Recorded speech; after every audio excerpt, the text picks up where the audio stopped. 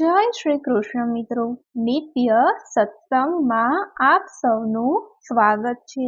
આજે આપણે સાંભળીશું ગર્ભગીતા, શ્રી કૃષ્ણ અને અર્જુનનો સંવાદ।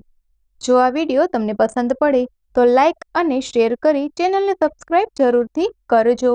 ભગવાન શ્રી કૃષ્ણનું વચન છે કે જે મનુષ્ય આ ગર્ભગીતાને નિત્ય હંમેશા શ્રદ્ધાપૂર્વક સાંભળે છે તે મનુષ્યને અથવા તો તે જીવને ફરી પાછો ગર્ભવાસ થતો નથી, એટલે કે તે મનુષ્યને ગર્ભની પીડા સહન કરવી પડતી નથી અને તેને અવશ્ય મોક્ષની પ્રાપ્તિ થાય છે। તેને ગોલોક પ્રાપ્ત થાય છે, વૈકુંઠમાં વાસ મળી જાય છે। આ ગર્ભગીતા સ્વયં શ્રી કૃષ્ણ ભગવાને અર્જુનને કહી સંભળાવી હતી। તો હવે આપણે ગર્ભગીતાનો પાઠ સાંભળીએ કે જેથી વૈકુંઠમાં સ્થાન મળી જાય અને 84 લાખ યોનિમાંથી પસાર ન થવું પડે। અર્જુને ભગવાન શ્રી કૃષ્ણને પૂછ્યું કે હે મધુસૂદન, હે પૂર્ણ પરમેશ્વર, જે મનુષ્ય ગર્ભવાસમાં આવે છે તે કયા દોષ કે અપરાધને કારણે આવે છે? હે પ્રભુ, જ્યારે આ જીવ જન્મ લે છે ત્યારે વૃદ્ધાવસ્થામાં તેને અનેક રોગ થાય છે અને પછી તે મૃત્યુ પામે છે। હે સ્વામી, એવું તે કયું કર્મ છે કે જેનાથી કોઈ પણ પ્રાણી જન્મ મરણ રહિત થઈ જાય?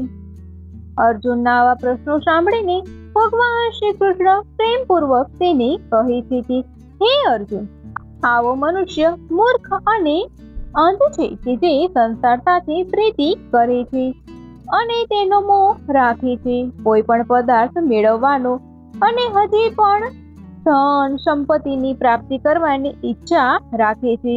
આવી ચિંતા પ્રાણીના મનમાંથી જતી નથી, માટે તે પ્રાણી આઠે પ્રહર માયાને જ માંગતો રહે છે।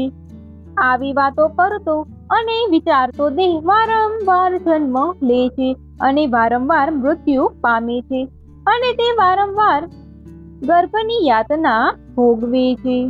ભગવાન શ્રી કૃષ્ણના આવા વચન સાંભળીને અર્જુન કહે છે કે હે પ્રભુ, આ મન મદસ્થ હાથી સમાન છે, કૃષ્ણ એની શક્તિ છે। આ મન કામ, ક્રોધ, મોહ, લોભ અને અહંકાર એમ 5 ઇન્દ્રિયોના વશમાં છે। આ પાંચેયમાં અહંકાર એ ખૂબ જ બળવાન છે। તો હે પ્રભુ, એવું તે હું શું કરું કે કયો યજ્ઞ કરું કે આ મનને વશમાં કરી શકાય? અર્જુનના આવા વચન સાંભળીને ભગવાન શ્રી કૃષ્ણ બોલ્યા, હે અર્જુન, તારી વાત એકદમ સાચી છે કે આ મન મદસ્થ હાથી સમાન છે અને કૃષ્ણ એની શક્તિ છે।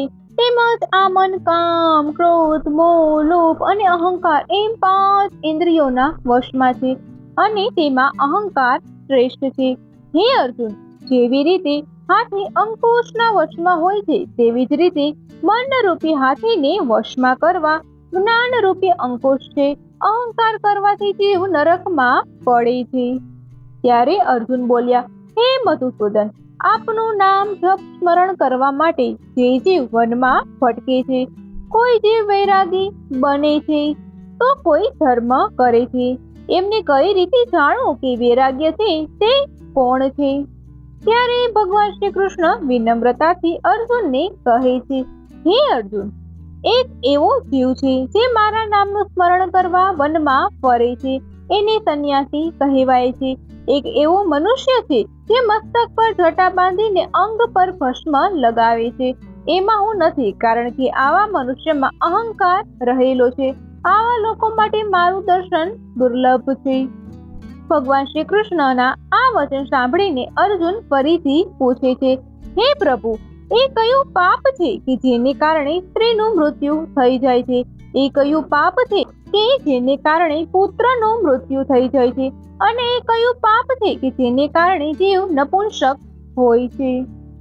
અર્જુનનો આ પ્રશ્ન સાંભળીને ઉત્તર દેતા ભગવાન શ્રી કૃષ્ણ બોલ્યા, હે અર્જુન, જે મનુષ્ય કોઈ પાસેથી કર્જ લે છે પણ ફરી પાછું તેને આપતો નથી, આ પાપને કારણે તેની સ્ત્રી મૃત્યુ પામે છે। અને જે મનુષ્ય કોઈ બીજાની અમાનતને પોતાની પાસે રાખી પચાવી પાડે છે, એનો પુત્ર મરી જાય છે અને જે મનુષ્ય કોઈને કાર્ય કરવાનું વચન આપે છે અને સમય આવીને આ વચનને પૂર્ણ કરતો નથી, એટલે કે તે કહેલું કાર્ય કરતો નથી, આવા પાપને કારણે તે મનુષ્ય નપુંસક બને છે, કે જે બહુ જ મોટું પાપ કહેવાય છે. ત્યારે અર્જુન ભગવાનને પૂછે છે કે હે પ્રભુ, કયા પાપને કારણે મનુષ્ય સદાને માટે રોગી રહે છે? કયા પાપને કારણે તે ગધેડાનો જન્મ લે છે? સ્ત્રીનો જન્મ તથા ટટુનો જન્મ શા કારણે થાય છે? અને બિલાડીનો જન્મ કયા પાપને કારણે થાય છે? ત્યારે ભગવાન અર્જુનને આ પ્રશ્નનો ઉત્તર આપતા કહે છે કે હે પાર્થ, જે મનુષ્ય કન્યાદાન કરે છે અને તેના બદલામાં તેનું મૂલ્ય લે છે, ધન લે છે, તે દોષી કહેવાય અને આવો મનુષ્ય સદાને માટે રોગી રહે છે.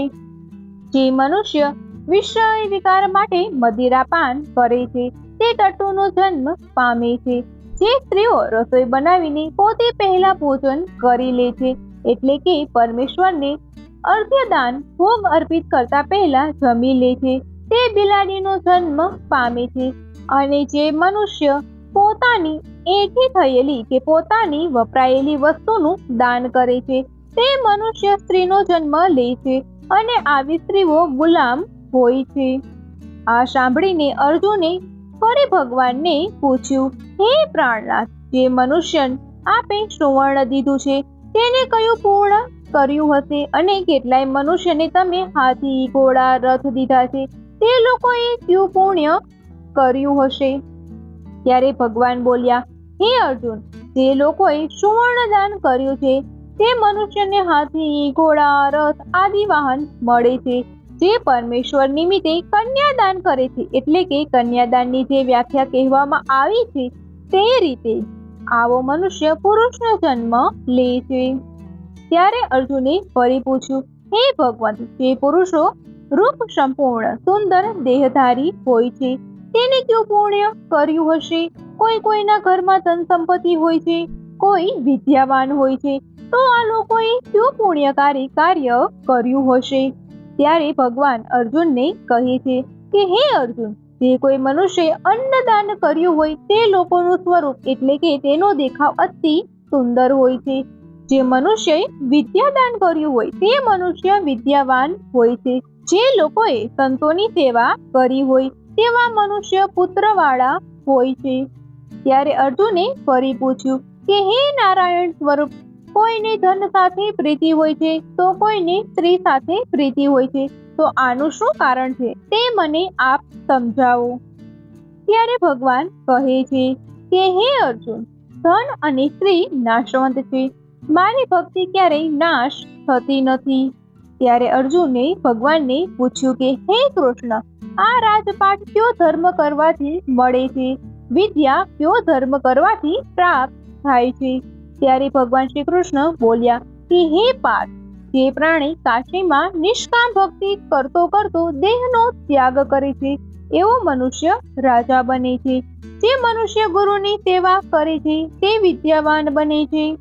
ત્યારે અર્જુન બોલ્યા કે હે પૂર્ણ પુરુષોત્તમ, જે મનુષ્યને અચાનક જ ધન પ્રાપ્તિ થઈ જાય છે અને એ પણ કોઈ પણ મહેનત વગર, તેને કયું પુણ્ય કર્યું હશે? ત્યારે ભગવાન શ્રી કૃષ્ણ બોલ્યા કે હે અર્જુન, જે મનુષ્યએ ગુપ્ત દાન કર્યું હોય છે તે મનુષ્યને અચાનક જ ધન પ્રાપ્ત થાય છે. અને જે મનુષ્યએ ઈશ્વરનું કાર્ય તથા બીજાનું કાર્ય સારી રીતે કર્યું હોય, પોતાનો ધર્મ પાવન કર્યો હોય તેવો મનુષ્ય રોગરહિત હોય છે. ત્યારે અર્જુન ફરીથી ભગવાનને પૂછે છે કે હે પ્રભુ, ક્યાં જીવ પાપ કરવા માટે પ્રેરાય છે અને ક્યાં પાપથી જીવ મૂંગો બને છે, તેમજ ક્યાં પાપથી કુષ્ઠ રોગી થાય છે? ભગવાન શ્રી કૃષ્ણ બોલ્યા, હે પાર્થ, જે મનુષ્ય નીચ કુળની સ્ત્રી સાથે સંગ કરે છે તે પાપને અમલમાં મૂકનારો છે. જે ગુરુ પાસે વિદ્યા પ્રાપ્ત કરી લે છે પછી એ ગુરુને અવગણે છે તે મૂંગો બને છે. જે મનુષ્યએ ગાયની હત્યા કરી હોય તે મનુષ્ય કુષ્ઠ રોગી રક્તપિત્ત વાળી થાય છે. ત્યારે અર્જુન ફરીથી ભગવાનને પૂછે છે, હે પ્રાણનાથ, જે મનુષ્યના શરીરમાં લોહી વિકાર હોય છે તેને કયું પાપ કર્યું હશે અને તે દરિદ્ર હોય છે? કોઈને વાયુ વિકાર હોય છે તો કોઈને અંધાપો હોય છે, તો કોઈ વળી અપંગ હોય છે, એ કયા પાપને કારણે આવા હોય છે? અને ઘરની સ્ત્રીઓ બાળ વિધવા પણ હોય છે, આ કયા પાપને કારણે થાય છે? ત્યારે ભગવાન શ્રી કૃષ્ણ આ પ્રશ્નનો ઉત્તર આપતા કહે છે કે હે અર્જુન, જે હંમેશા ક્રોધવાન રહે છે તે રક્ત વિકાર વાળો બને છે. જે મનુષ્ય મલિન રહે છે એટલે કે મેલું રહે છે તે મનુષ્ય સદા દરિદ્ર રહે છે. જે મનુષ્ય કુકર્મી બ્રાહ્મણને દાન આપે છે તે મનુષ્યના શરીરમાં વાયુનો પ્રકોપ હોય છે. જે પારકી સ્ત્રીને નગ્ન જોઈએ, ગુરુની પત્ની પર કુદ્રષ્ટિ કરે તેવા મનુષ્ય આંધળા બને છે. જેને ગુરુ અથવા બ્રાહ્મણને લાત મારી હોય તેવા મનુષ્ય અપંગ અથવા લંગડ હોય છે. અને જે સ્ત્રી પોતાના પુરુષને છોડીને પારકા પુરુષ સાથે રહે છે તે સ્ત્રી બાળ વિધવા બને છે. ત્યારે અર્જુન ફરી ભગવાનને પૂછે છે કે હે પરમેશ્વર, આપ પરબ્રહ્મ છો, તમને નમસ્કાર છે. પહેલા હું તમને સંબંધથી જાણતો હતો, પરંતુ હવે હું તમને ઈશ્વરના રૂપમાં જાણું છું. હે પરબ્રહ્મ, ગુરુ દીક્ષા કેવી રીતે લેવાય છે તે આપ મને કહો. ત્યારે ભગવાન શ્રી કૃષ્ણ કહે છે કે હે અર્જુન, આપ ધન્ય છો. તમારા માતા પિતા પણ ધન્ય છે કે જેને આપ જેવા પુત્રને જન્મ આપ્યો છે. હે અર્જુન, સમસ્ત સંસારના ગુરુ જગન્નાથ છે. વિદ્યાના ગુરુ કાશી છે. સંન્યાસી એને જ કહે છે કે જેને સર્વ ત્યાગી દીધું છે, મારામાં મન લગાવી દીધું છે, તે બ્રાહ્મણ જગત ગુરુ છે. હે અર્જુન, તમે આ વાત ધ્યાન દઈને સાંભળો. ગુરુ કેવા બનાવવા? કે જેને સર્વ ઇન્દ્રિયોને જીતી લીધી હોય અને જેને સમસ્ત સંસાર ઈશ્વરમય નજર આવતું હોય અને સમસ્ત જગતથી તે ઉદાસીન હોય એવા ગુરુ કરવા જોઈએ. જેઓ પરમેશ્વરને જાણવા વાળા હોય આવા ગુરુનું સર્વપૂર્ણ રીતે પૂજન કરવું જોઈએ. હે અર્જુન, જે ગુરુનું ભક્ત હોય, જે ગુરુની સન્મુખ થઈને તેમનું ભજન કરે છે, એમનું ભજન સફળ થઈ જાય છે. જે મનુષ્ય ગુરુથી વિમુખ થાય છે તેને 7 મરણનું પાપ લાગે છે. ગુરુથી જે પ્રાણી વિમુખ થાય છે તેનું દર્શન પણ ન કરવું જોઈએ. જે ગૃહસ્થી સંસારમાં ગુરુ વગર છે તે ચાંડાલ સમાન છે. જે મદિરાના ભંડારમાં ગંગાજળ હોય તો તેને અપવિત્ર જ કહેવાય છે. એવી જ રીતે ગુરુથી વિમુખ વ્યક્તિનું ભજન અપવિત્ર હોય છે. એમના હાથનું ભોજન દેવતા સ્વીકારતા નથી. એવા મનુષ્યોના સર્વે કર્મો નિષ્ફળ થાય છે. કુકડો, સુવર, ગધેડો, કાગડો આ બધાની યોનિઓ નીચ યોની કહેવાય છે. આ બધા કરતા એ મનુષ્ય નીચ છે જેને ગુરુ નથી બનાવ્યા. ગુરુ વિના ક્યારેય ગતિ નથી મળતી. તે અવશ્ય નરકને જ પ્રાપ્ત કરે છે.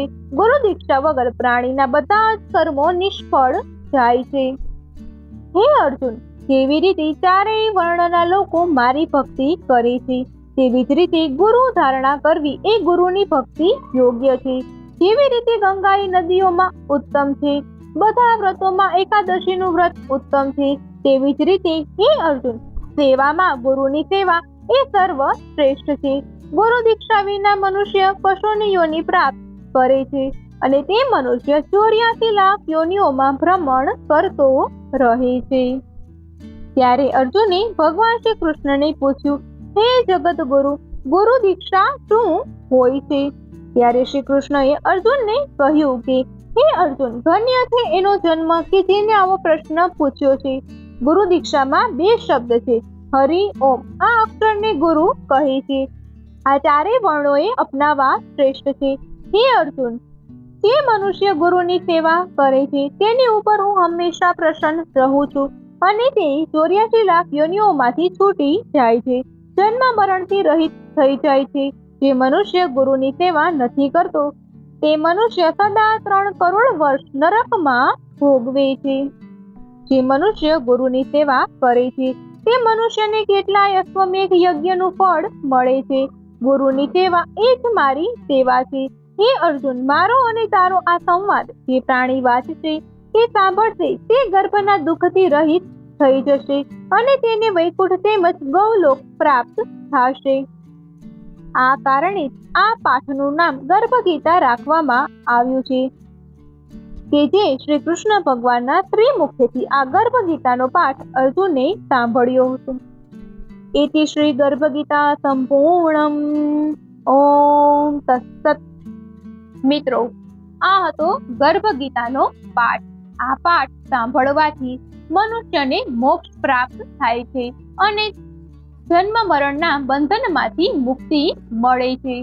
જો આ માહિતી તમને પસંદ પડી હોય તો વિડીયોને લાઈક અને શેર કરી ચેનલને સબસ્ક્રાઇબ જરૂરથી કરજો. જય શ્રી કૃષ્ણ.